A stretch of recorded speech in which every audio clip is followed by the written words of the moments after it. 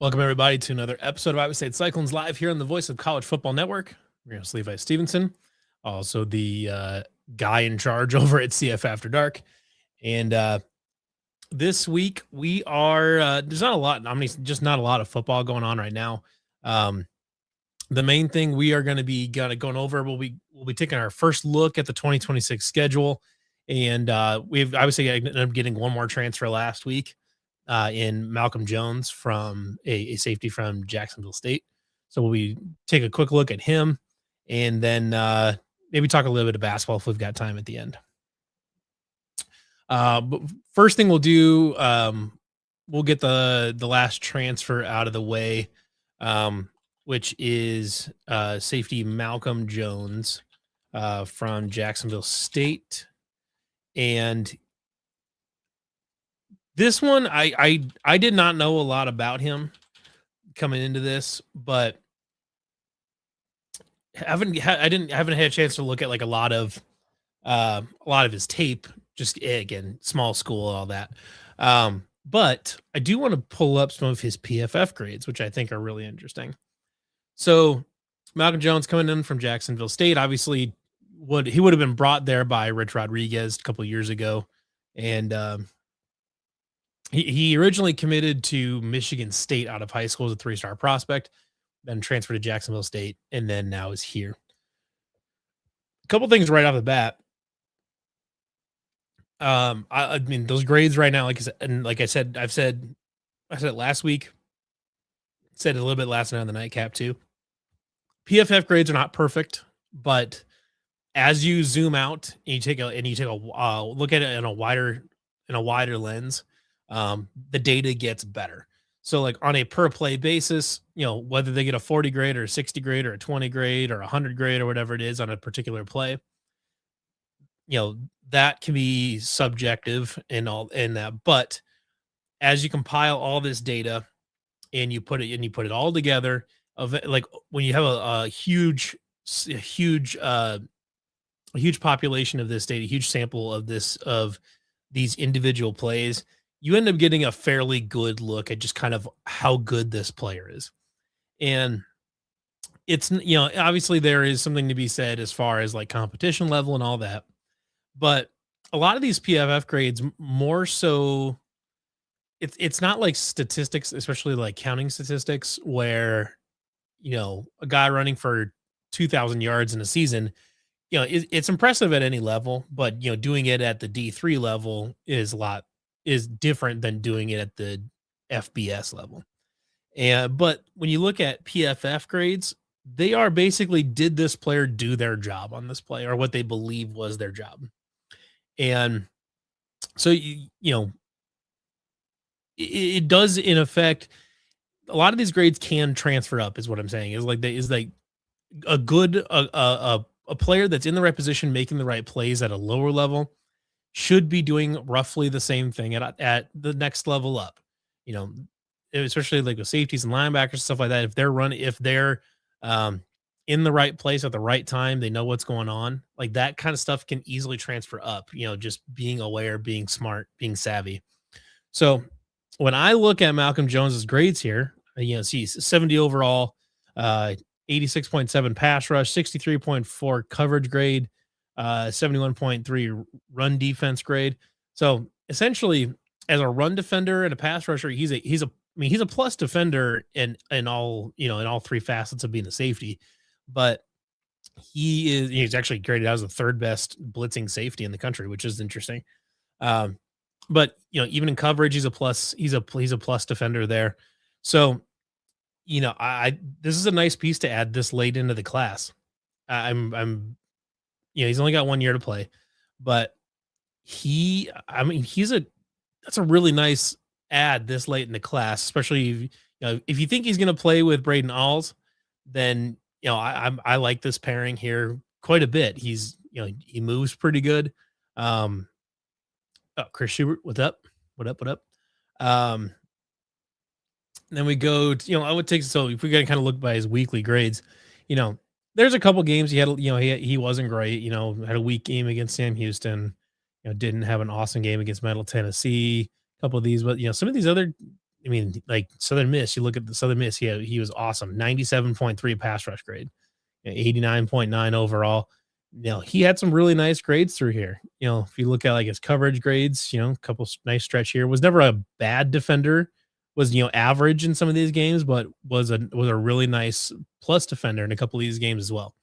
So overall, I'd like to see that. If you look at his pass grades out here, by far played the most um, snaps this past season. Oh, I guess for some reason it's not showing right there. Let me see if I can bring this up so you can see it a little bit better. Nope, that's not helpful. Well, that doesn't do anything. For some reason, it's cutting off the bottom. But anyways, down here, so by far his most snaps this past season, 552 total snaps. 2024, he had 29 snaps and was just kind of an average player basically, but graded out really well last year. So I like this add of Malcolm Jones at this point in the season, this late in the transfer portal. I think it's a good pickup for him and for Iowa State. So I think that'll work out nicely. Plus, like I said, he was brought there by he was brought as a transfer by Rich Rodriguez in his last year. So a good eye for talent there. So Malcolm Jones, I am a fan of. Let's now go to a 2026 schedule preview. So this is just going to be a first look. Obviously, we've mostly got a good idea of, we've got a good idea of what the rosters are going to look like for a lot of these teams, but player development and we'll get a better idea of what these teams look like, especially as we get closer to football season, as we get through spring practice and all this, where some teams will figure out their quarterback situation and all that. So first up on the schedule, you get Southeast Missouri. Iowa State whomped them a couple years ago. This should be your classic warm-up game. We'll see. It's funny because Matt Campbell actually lost his first game at Iowa State, which was to UNI. Actually lost that one, and then went and got hammered on the road at Iowa City the next week. The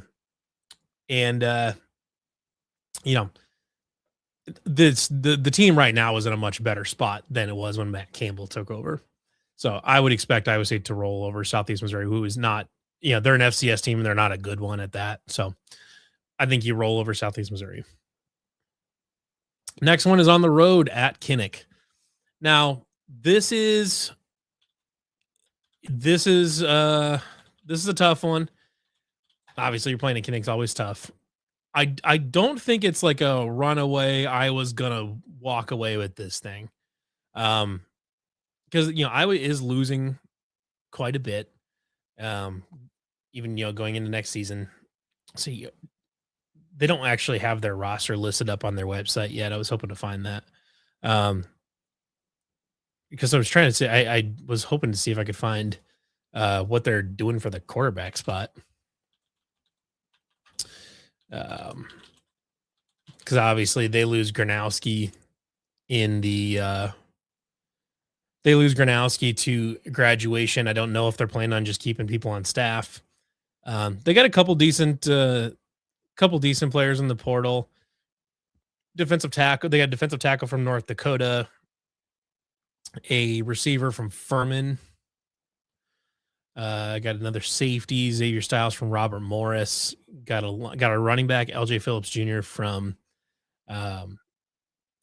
He was in the FCS last year. I'm trying to remember where he came from. Then you got another wide receiver, Tony Diaz, who's coming in from UT Rio Grande Valley. They got a safety, Tyler Brown from James Madison, defensive end from Mississippi State, a couple of different offensive linemen. I am not seeing, though. It's hard to pay attention to Iowa's transfer portal because obviously we were so focused on Iowa State's. But from what I can tell, I don't believe they picked up a quarterback in the transfer portal, which is real interesting. Not really sure what their plan is there. Hank Brown, I guess, that's the general prevailing thought. Um, I would be shocked if Hank Brown is as good as Gronowski was last year, which Gronowski did not start well, but he ended up being a solid enough quarterback. Uh, I don't believe Hank Brown is that dude like that. So they lost a couple pieces to the transfer portal as well. Lost a couple defensive players, lost safety Conan Tringer, uh, DJ Bell, Brian Allen. They lost their running back Jazz Patterson and their punter Reese Dakin, and then another defensive back Kale Kolerick, which I don't think he had played a whole lot. A couple other small pieces, Jackson Stratton, Terrell Washington, a running back. So they lost a few pieces, and they lost a few pieces to graduation. But is Hank Brown going to be ready to take on this defense? That's going to be like I was going to have limited film on. They're going to have limited film on this defense. They'll have it against SEMO, but they'll probably run some pretty basic sets. Um, so they'll have limited tape on this team. Obviously, Iowa State will also be just trying to kind of get their footing underneath them. Jalen Rayner is a much more mobile quarterback than Iowa State has had for a while. I would say Jalen Rayner is probably the most mobile quarterback Iowa State has had since Brett Meyer, I would say at least. You could maybe argue that he's more athletic than Brett Meyer. Maybe you say, maybe you could say Jalen Rayner is the most athletic or the most mobile quarterback Iowa State's had since Seneca Wallace. So that will present an interesting challenge for Iowa to defend because they do not see a lot of mobile quarterbacks in the Big Ten. They just don't. So that'll be interesting. So I think you got with a new roster, a new scheme, a new coach, a mobile quarterback, and then I was trying to break in a quarterback. That to me feels like the possibility for an upset there. I mean, and I think it would probably be an upset. Not a big one, but an upset. But I think Iowa State has a chance to go in there and get that one as long as, Coach Rogers and, and the team doesn't, go in there and all of a sudden, get scared of the environment or something like that. I see that as a potential upset there. I do not think it's a foregone conclusion that Iowa wins in Kinnick in that game. Bowling Green up next. Of course, we have the infamous road game at the G5 school next year where we have to play at Bowling Green, which is just absurd. What's up, Finney? Obviously, we grabbed Cameron Petaway from them in the portal. You should win this game. It's a G5 game at home. You should win this thing by a few touchdowns. That's just kind of you need, like, if you lose in Iowa, this is your chance to get back, back rolling before Big 12 play starts. So then the next week after that, you've got Utah on home. This will be for Utah's first trip to Ames since I want to say 2010 or 2011 when they just blew us out at home. Nightmare football game to be at. Utah, I think should be pretty good. They have a new coach now. They lost some stuff to the transfer portal to Michigan, brought some stuff in. Devin Dampier, I believe, is back. So, they'll be probably a pretty solid unit. That, that coaching change situation is kind of he was already the coach in waiting. So, they had that set up specifically to not see this massive turnover in how things are done at Utah.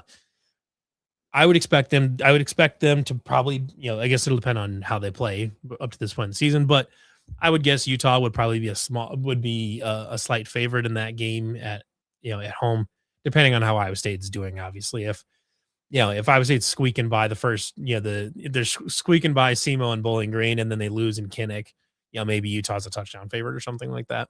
But in the end, Iowa State's always got freshman year Utah. I believe that was my freshman year too. So we might have been at Iowa State at the same time.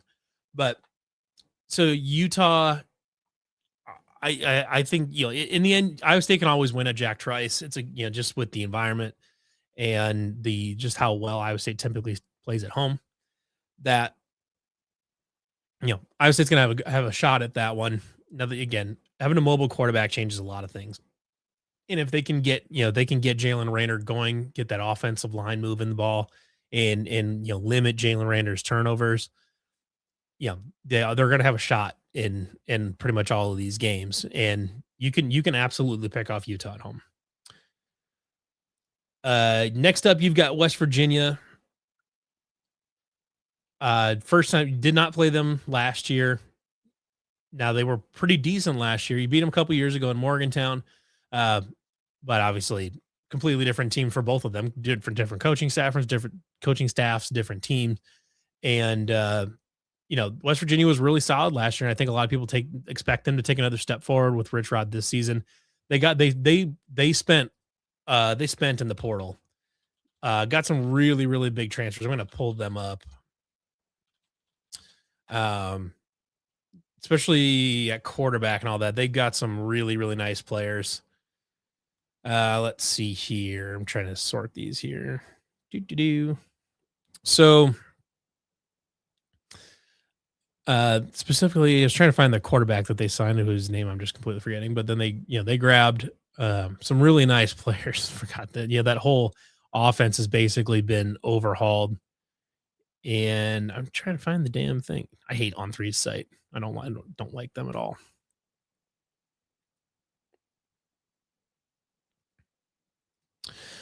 Okay, so they pulled a receiver from USC and Prince Strahan. They got Isaiah Patterson, a linebacker from UNLV. They got the quarterback Michael Hawkins from Oklahoma, who had played sparingly over the last few seasons. He kind of like kept getting recruited over. But in the times he's gotten to play, he's been solid. But Michael Hawkins transferring from Oklahoma, which is a big, that's a talented player for them. That's probably the most talented guy they've had there. DJ Epps from Troy, who had 5 touchdowns and 512 yards last year, was a good kick returner. Got linebacker Tyler Stolsky from Florida Atlantic that had 90 tackles. They got a lot. They spent a lot of money in the portal, and I think they're going to be. I think they're going to be pretty solid. I'm not sure exactly what to expect them, just because they've been really disappointing for the last 5 years. I would say. I mean, the downfall of West Virginia really started with that 2018 game in Jack Trice Stadium where they got blown out, because then the whole Dana Holgerson thing flamed out, and then Neil Brown never got it going, and now here we are. But this will be a tough game. We'll know more about this game once we get closer, because we have to see kind of how good West Virginia is going to be. But at this point in the season, I would say we'll have had 4 games under its belt. They'll have had plenty of opportunities to kind of get this thing rolling a little bit. You would think by now the defense should be humming okay. So, another definitely winnable game. Next up is what's probably going to end up being the most difficult game on the schedule, which is at BYU on October 10th. That's going to be a tough game. BYU game, obviously probably should have beaten BYU last year, but Bear Bachmeier was better than a lot of people thought he was going to be. Because everyone thought it was going to be Jake Retzlaff, and then that whole deal, it ended up with him at Tulane. But Bear Bachmeier was really solid. Their defense was really good. They were, a playoff contender for a long time. You made to the Big 12 title game and just lost to Texas Tech because Texas Tech was really good. This will be a really tough game. If you're chalking up wins and losses, I'm going to say this will be a tough one to come out with a win. Right now, I would probably predict that as a loss, just because it's a tough road environment. BYU is going to be a really solid team. Next up, you got you actually do have your first and only bye week of the season, which is right after that BYU game, and then you're at Arizona. You're on the road down in Tucson. Obviously, I would say blasted Arizona last year. Arizona was much better this past season than they were the previous season. I would expect them to be a really solid team again. I think last year their defense was super mega aggressive, and they had to be to kind of compete and to try to get teams behind the chains and all that, because they just didn't have the personnel for it. This year, I would expect them to take a step up and be a little bit less. what's the word for it? They're it a little less gimmicky, I guess maybe is the word I would use. Um, you know, you're going down to Tucson, which I wouldn't put Tucson up there with like all the intimidating road games in college football, but you're on the road and should be nice weather though. October 24th down in southern Arizona should be nice weather. This will be a solid game. This could be an opportunity for Iowa State to pick up a road win. Just depending on where these teams are at. That should be a competitive game, I think. Yeah, BYU is gonna be a slugfest. That's gonna be a nasty, ugly game. After your road trip down to Tucson, you've got Oklahoma State at home. Now, Oklahoma State was horrific last year. Iowa State finished out, beat them on the road, all that. That's great. Their offense was horrible. Their defense ended up kind of being okay by the end of the season. Now they've got a brand new coach. They've got a new quarterback in Drew Mestmaker they brought a bunch of North Texas's offense, which, North Texas was really, really good last year. And Mestmaker was, arguably like the best freshman quarterback in the country last season. So I would assume I would be shocked if Oklahoma State isn't improved and at least, in bowl contention this year. I don't know if their roster's 100% in shape to be like a real contender necessarily, but they're going to be good enough. They're going to be good enough on offense to give some people problems. Luckily, you get them at home. Um, again, you're protecting at home. These games are always close, but this to me feels like a game where Iowa State can pick up another win. Yeah, Arizona will be interesting. Their defense should be better, but yeah, the offense could take a step back. They lost some pieces. They do still have Noah Fafita at quarterback, but they keep losing pieces on offense, and they're not able to replace, because they didn't have Tedroy and McMillan last year, and that clearly hurt them. So we'll see if they can get it together. The defense should be a little bit better, a little bit less gimmicky, but I don't know what they're going to have going on offense necessarily. And Oklahoma State, like you said, as well. Oklahoma State's going to be a lot better, but the bar is just it's in the ground for being better because they were just so bad last year.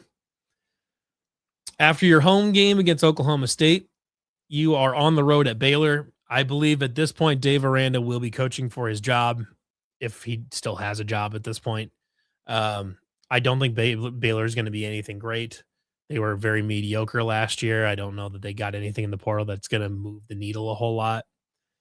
I think at this point, just for the third season in a row, basically, Dave Aranda is kind of half coaching for his job by the time you get to November, and Baylor is in a weird spot. So, maybe this is a desperation game for Baylor. Maybe it's they've already kind of given up on this. Maybe Dave Aranda is fired, and then Iowa State catches the dead cat bounce. Either way, I don't like playing in Waco. Iowa State does not particularly play well in Waco. So I don't feel great about that game just because of the road venue and because there could be some circumstances around Baylor that could lead to an extra bit of desperation there that we didn't see, that we haven't seen in the last few years. After your trip to Waco, you're back home against Cincinnati. This is obviously now, I would say this is a revenge game, but there's only a few players left on the roster from last year. Obviously, Cincinnati lost Brennan Sorsby in the portal, which is a massive, massive hit for them. I think that running back, I want to say he's gone to graduation. I have to check on that. But Cincinnati obviously lost a ton. Their defensive coordinator, Tyson Veit, left to go to Penn State to be the linebackers coach. This is probably, I would guess this is probably this might be Scott Satterfield's last hurrah. They had a decent season last year, but I think most people can see that was a product of having Brennan Sorsby and a couple really good defenders, but they lost Dante Corleone as well. So they lost a few big pieces on defense. They lost their quarterback. I think Cincinnati will be a very much in kind of an also-ran middle of the pack type team. I don't think they're going to be bad, but you should absolutely be able to pick off Cincinnati at home. Final road trip of the season then is down to Central Florida, down in Orlando. That'll be Iowa State's first trip to the self-proclaimed bounce house, which I believe is maybe one of the most overrated home venues in college football. It is not intimidating. It is not a large stadium. they have some rowdy fans like once a year for their space game, but it is not what I would refer to as an intimidating environment. Uh, Central Florida continues to be the most like made up good football school in college football. Um, and it is also coached by Scott Frost, who was good there the first time, was terrible at Nebraska, and and they weren't very good last year. They weren't because the roster was in shambles. I don't know. I think they've got some pieces in the portal, but I'm dubious that UCF will ever really have a shot to be a top end of the conference contender. Like I feel like Central Florida is kind of doomed to be a 6-6 to a 5-7 to 7-5 team pretty much every year. Maybe once in a while they reach up and they snag an 8-4 type of thing, but I don't see how Central Florida remains competitive at the top of the conference. They can be a middle of the road team for sure, but I'm just not a believer in that whole operation down there. I find their fan base, I find the entire school to be incredibly annoying. Um, they talk like they're Nebraska. They act the same as Nebraska, but Nebraska at the minimum has some national titles to back it up and in a long string of success, like in the 80s and 90s. UCF had 1 year, almost a decade ago, where they were really good, and they've been just fine since then.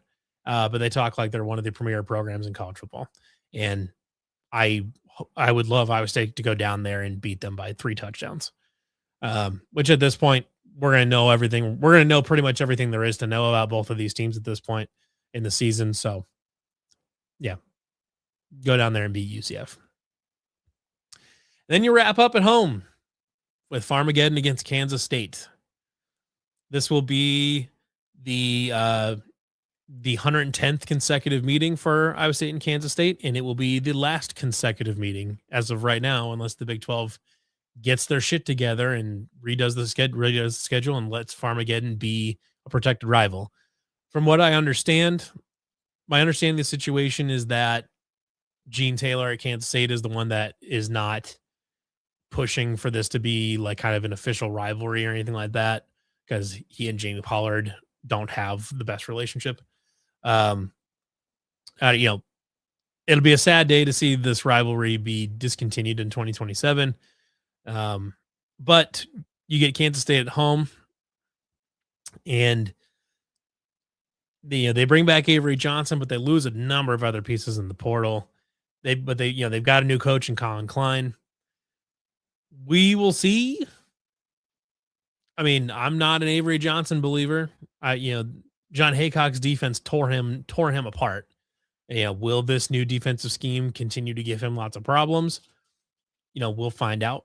I am not confident about anything about Kansas State. They could be 8-4. They could be 5-7. I'm not really sure what to make of Kansas State. Keeping Avery Johnson was good, I guess, because he's like theoretically a good player, even though he has not even come close to, hitting his ceiling or, as a football player, maybe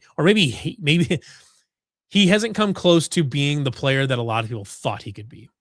Now, does that mean he hasn't hit his potential, or does that mean that his potential was just a lot lower? Who knows? But we do know that Avery Johnson at this point in his career is not the player that everyone thought he was going to be able to be. So, is that enough? Will a coaching change? Will a coaching change and a new staff be enough to kind of unlock his potential? Maybe, but we kind of got to see it until we kind of got to see it to believe it with Avery Johnson being an elite quarterback. So, I don't know. It's there's some tough games in here, but this is a navigable schedule. It's worth noting that Iowa State does not leave the state of Iowa until that BYU game on October 10th. They don't, they're just in the state of Iowa for the first 5 games, because your only road game is the Iowa game. So if we're just kind of projecting here, Let's do a floor and a ceiling. So a floor, you're going to beat Southeast Missouri. Let's say you lose to Iowa, you beat Bowling Green, so you're 2-1 there. Utah's pretty good. Let's say they you fall to 2-2 there. Um, West Virginia, I just don't know.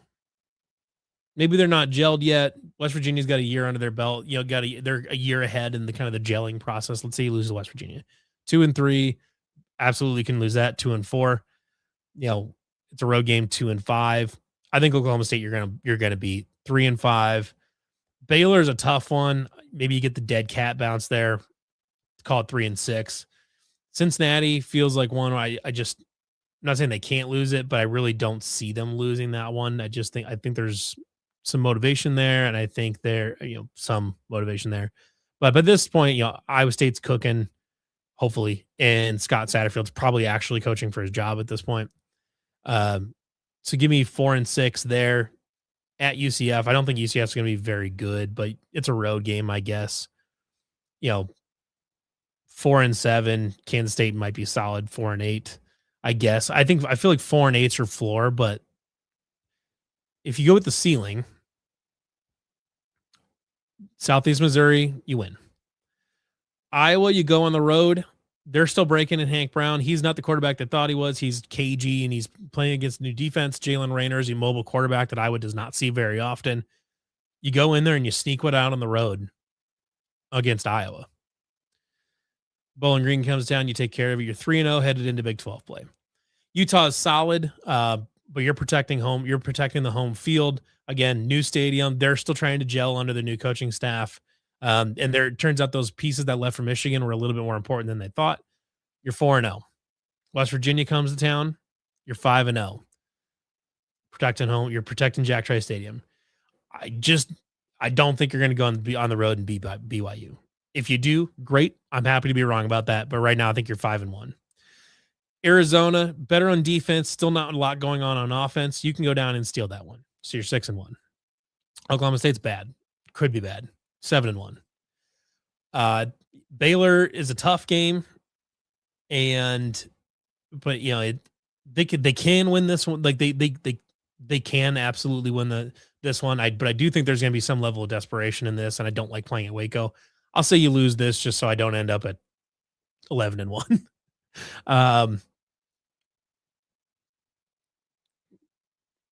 You could absolutely win at Baylor though. Cincinnati, or you're protecting Jack Trice Stadium, beating Cincinnati. UCF's kind of underwhelming.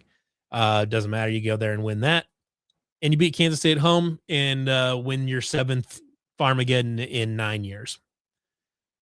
There is a doable path here to 10-2. I mean, even if you say you swap out the Iowa game and say they're not ready for it, and then you beat Baylor instead, there's a path to 10-2 that's not ridiculous at all. To 10-2, you only have to win 2 of at UCF, at Baylor, and at Iowa. You do got to win at Arizona. Maybe you say you lose at Arizona, call it 9-3. If you go 2-2 out of UCF, Baylor, Arizona, Iowa, if you can go 2-2 out of those, 9-3 is right there. All you do is protect home field and go 2-3 on the road. That's it. That's all you got to do. Even if you say, okay, Utah's good, they pick you off at home. 8-4, it's right there. There's a very doable schedule in front of Iowa State for this fall. There's lots of winnable games. The road games aren't horrible. The only bad road game that you really don't want to have to do is at BYU. You just chalk it up as an L and you're fine with it and you move along. But other than that, the road schedule is pretty manageable. I think Iowa will be solid on defense. I'm not convinced at all about them on offense. So,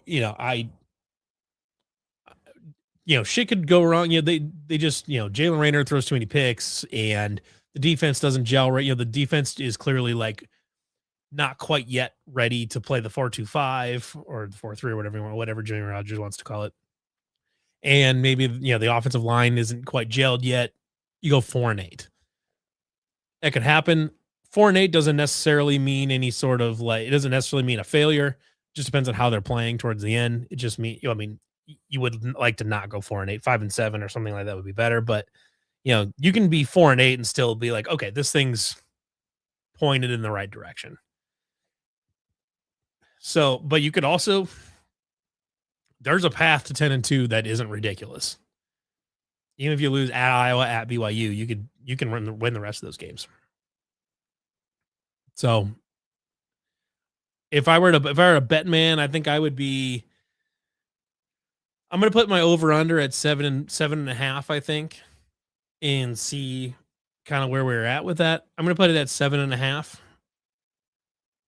and I think I'd be inclined to take the over. Now Vegas will probably set it at 5.5, maybe 6.5. I would say 5.5 is what Vegas will set it as. I'm guessing. I would be inclined to set it closer to 6.5 or 7.5 because I really do think by the time we get to this later in the season, a couple of these games get easier because I think Dave Aranda is coaching for his job. I think Scott Satterfield's coaching for his job. I think UCF's a mess, and I don't know about Kansas State. Maybe Avery's broken by then. So yeah, interesting look at it, and maybe we get to the spring showcase that Jimmy Rogers is going to hold, and maybe we don't feel good about it anymore. And we just like, well, this is going to be bad, and then we recalibrate. But first look, based on what I've seen, yeah, I think Vegas will say 5.5. I think Vegas will say 5.5, and I would personally hammer that over. I think. Let's say just to get to 6 wins, you got Southeast Missouri, Bowling Green. You've got West Virginia at home. You've got Oklahoma State at home, Cincinnati at home. That's 5 right there. All you need to do is then either beat Utah or Kansas State at home, or you win one of the road games. Like, that's it. And you're right there. And your road games aren't, you can win at UCF or at Baylor, or you beat Utah at home, or you beat Kansas State at home, and you got to 6 right there.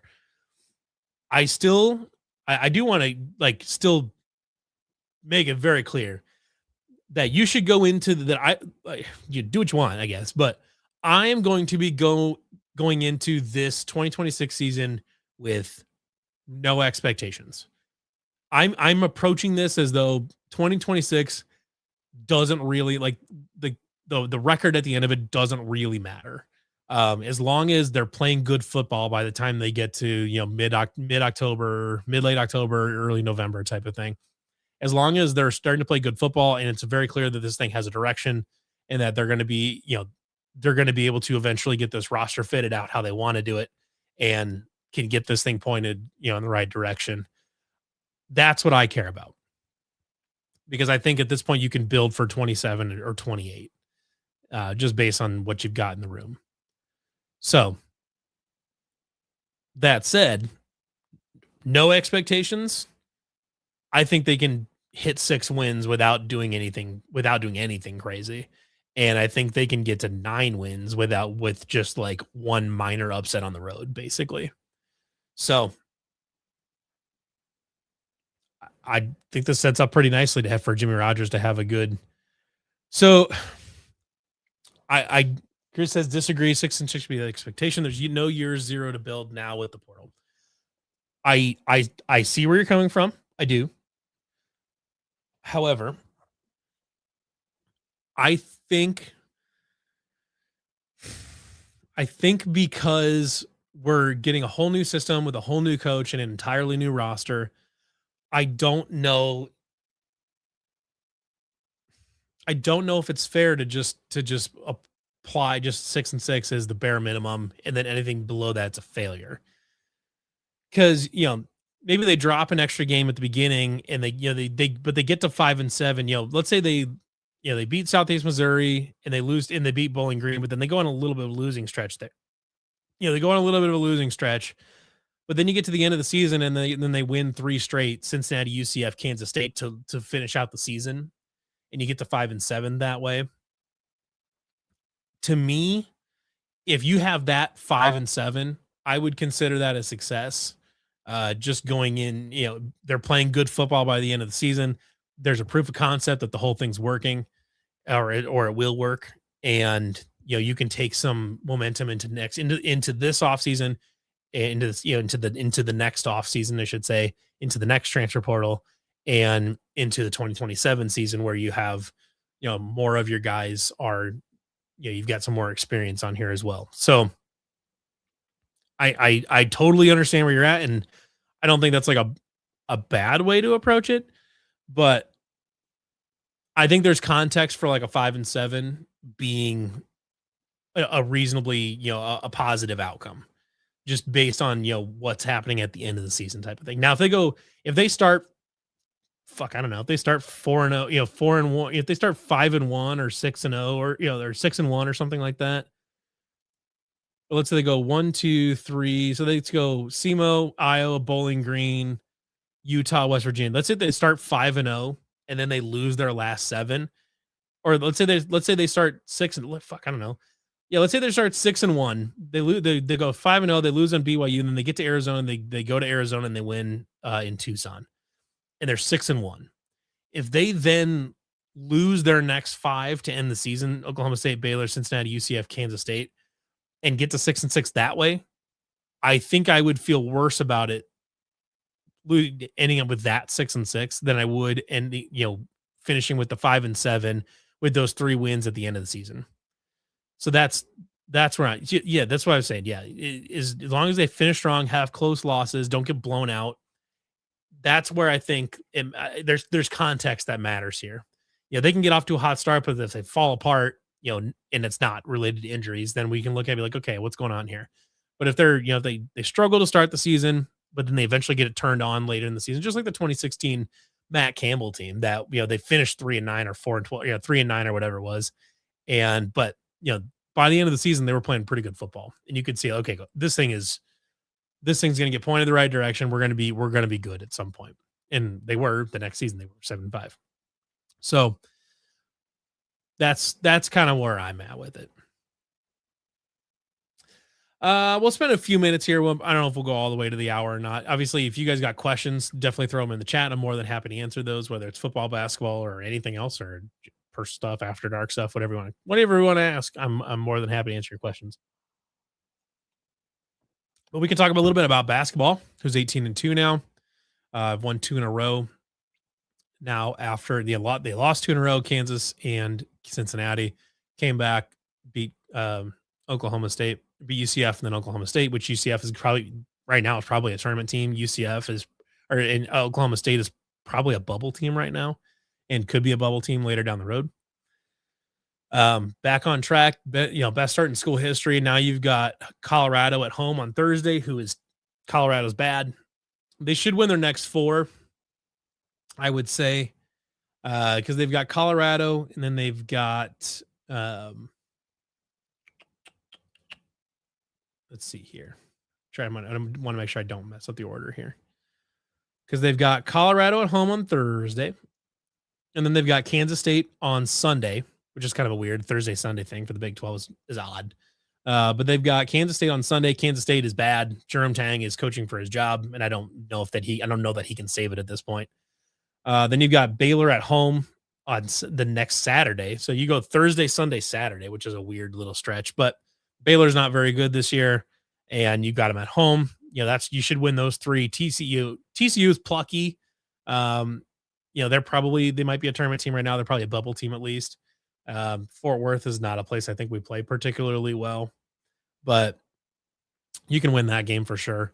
And then you got Murderers Row to finish the year. So you can win the next 4.